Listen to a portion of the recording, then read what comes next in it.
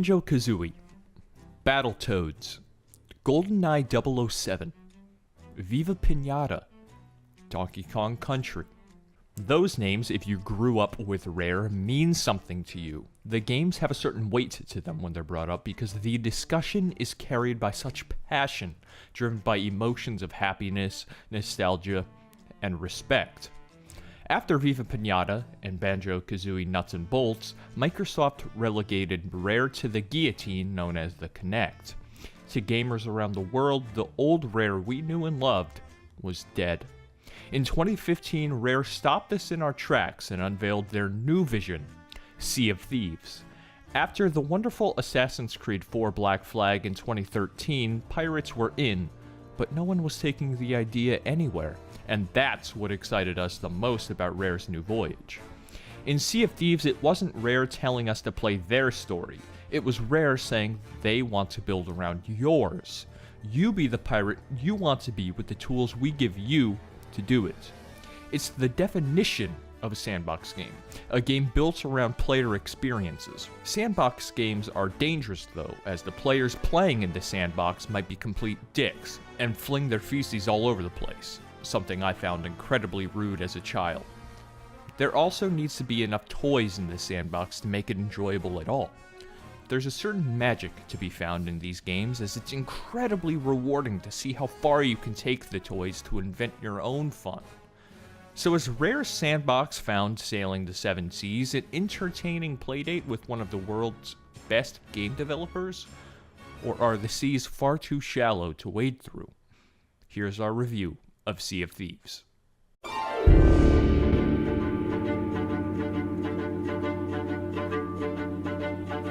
Whether you're sailing the high seas or fighting skeletons on an isolated island named after your grandfather's favorite pirate novel, Sea of Thieves' graphics will not melt your eyeballs.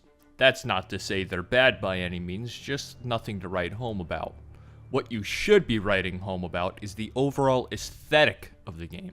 The feeling every visual element instills in the player is a special one, and one that's not found in many games today. The Aurora Borealis type lights glistening throughout the night sky as the wind pushes your ship from side to side over the murky waters below is truly magical. Seeing birds circling overhead an upside down ship with its hull busted open underwater lends to the sense of dread when the player makes the decision to dive into the depths to gather the treasure that remains of the unfortunate souls lost in the wreckage.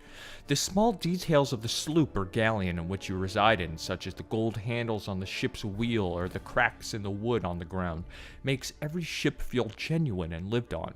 There's a certain outpost where a massive galleon suspends high up, reaching into the sky that feels so special, and when you take the time to climb the side of the mountain all the way up to the bow, you look over the horizon at a plethora of small and big islands alike.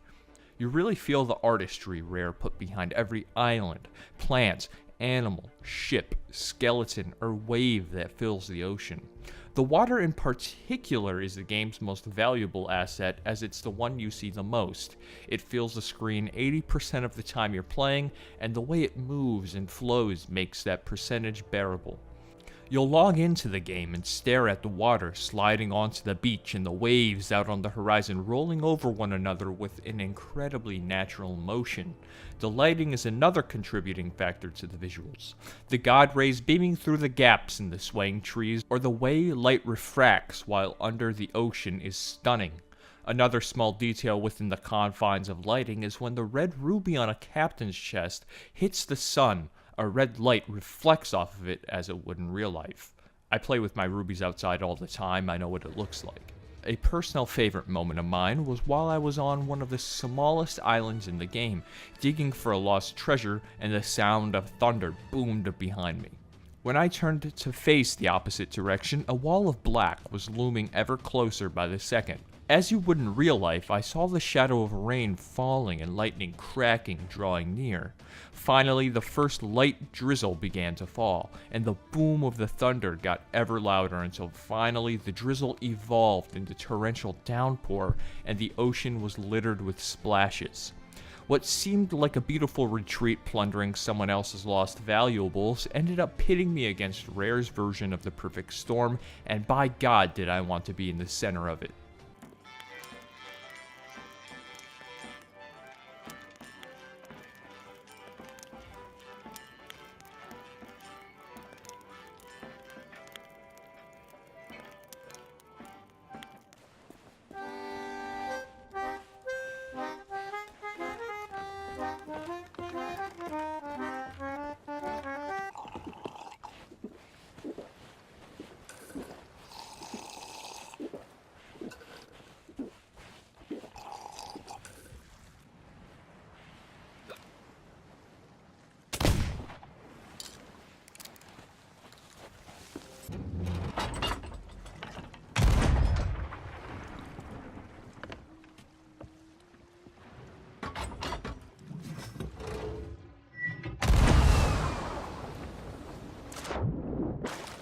Sound in this game is excellent.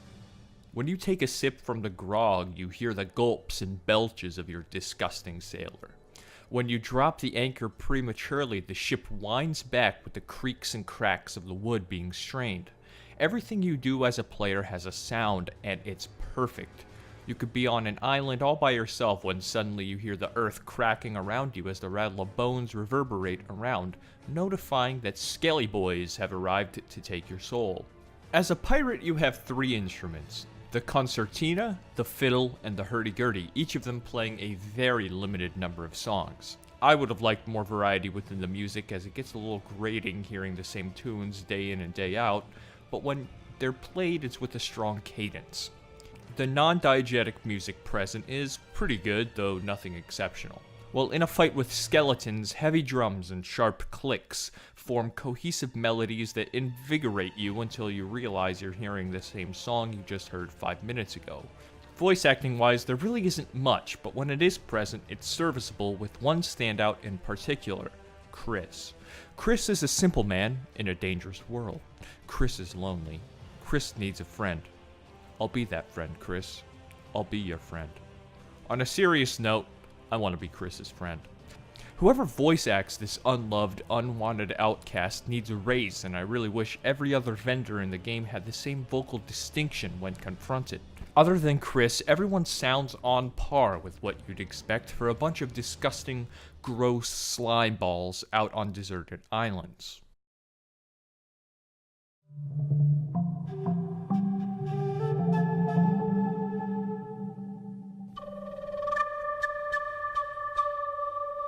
The core gameplay loop of Sea of Thieves is simple. Doing your job as a pirate, you take to the ocean in search of animals to trade, skulls to find, or treasure to loot. There are 3 factions in this game. The Merchants Alliance has you voyage out to islands in search of pigs, chickens, or snakes to collect and bring back to port. The Order of Souls has you take on named skeleton captains residing on specific islands, and after defeated, a skull drops in which you bring back to port. The Gold Hoarders present you with treasure maps, either pinpointing a general area where you can find your booty with an X on the map, or cleverly hiding the path to the chest through a riddle. You get the chest and bring them back to port. I personally found this loop fun and am actually honing in on the Gold Hoarder reputation line, as that's what I find interesting. What I describe, though, is exactly what you get. There's no variety in voyages from Merchants Alliance other than collecting a different colored chicken or a blue snake. The only difference with the Order of Souls voyages is what the name of the skeleton is, or if he or she holds a gun or strictly fights with the sword. I think that's what attracts me so much to the Gold Hoarders, is the fact that the riddle, or the location in which you'll find a treasure, may be similar but is mostly different. It's the most variety you'll get on a voyage. The progression in Sea of Thieves is described as lateral progression. What this means is that no matter what reputation level you get to and how much higher it is than another player's, you and that person will always have the same damage outputs, swords, shovels, etc., aside from some cosmetic changes. This type of progression is in the game in order to allow for new players to jump in 3 years down the road and still have the ability to keep up with someone who started day 1. In theory, this sounds great, and in practice it works. Until it doesn't. The most noticeable discourse with this system is through the skeletons.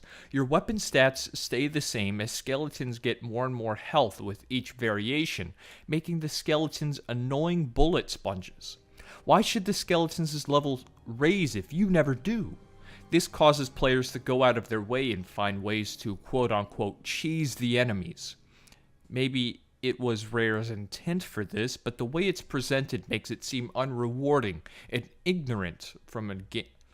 Maybe it was Rare's intent for this, but the way it's presented makes it seem unrewarding and ignorant from a game design standpoint.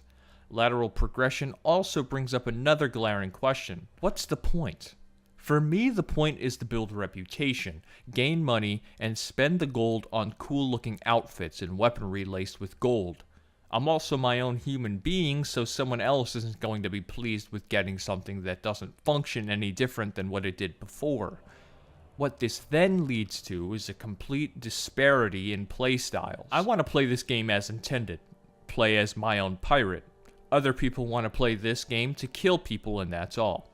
You can make the argument that pirates weren't nice people, but in a game built around experiences with other people, it gets very old when nobody uses the voice chat and instead shoots on sight. There needs to be some kind of filter here, because everyone I've ever encountered has been this way. When people do talk, it's to their teammates, talking in military code, acting as if they're raiding a building on a highly tactical extraction mission.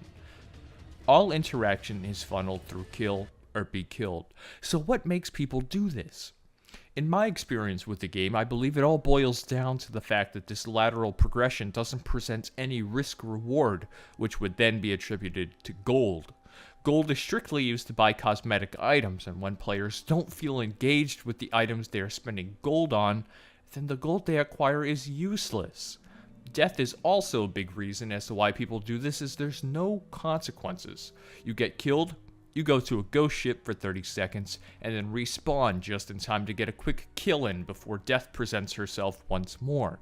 Rinse repeat until someone's ship has sunk. The core gameplay loop of this game is fine, but there needs to be some serious overhauls with the systems in play in order to maintain a healthy community. Possibly a reputation system, possibly the death of lateral progression.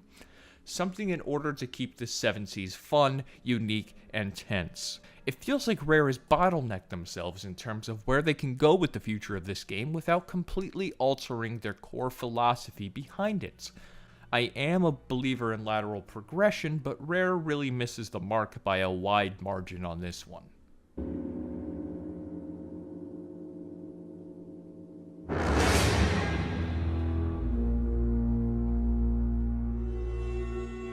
At Boss Rush, we rate on a scale of necessary, recommend, wait, and don't buy. No numbers, no bullcrap. Sea of Thieves is probably going to be the hardest review I write, and that's because this game will be different for everyone based on their interactions. This scoring is going to be very unconventional and probably won't be used again in the foreseeable future. For myself, I'd recommend this game. If you're interested and looking for a good game with friends to yell at one another for hours upon end because someone didn't drop the anchor on time or they didn't shoot at the shark right behind the person with the captain's chest, this will be a good purchase. That will solely depend on the group you play with and how invested you are into the fantastic world present. But if you are questioning the lack of content and variety in Rare structure, your questions won't be answered. Therefore, I'd say wait, or even don't buy. The reason I'd say wait is because it's Rare, and I'm optimistic based off of their community outreach thus far that they'll listen and adapt accordingly. The reason why I'd say don't buy is because I feel the lateral progression present now may get in the way of any content that is added. Sea of Thieves is a sandbox that has little toys to play with and a strict rule set. Though if you have the right people in the sandbox with you trying to get the most out of the toys being sold, it'll be a good experience. Too bad it's very hard to find that perfect group, and even if you do, others will just try and stomp on your fun because they don't have the creativity to do anything else.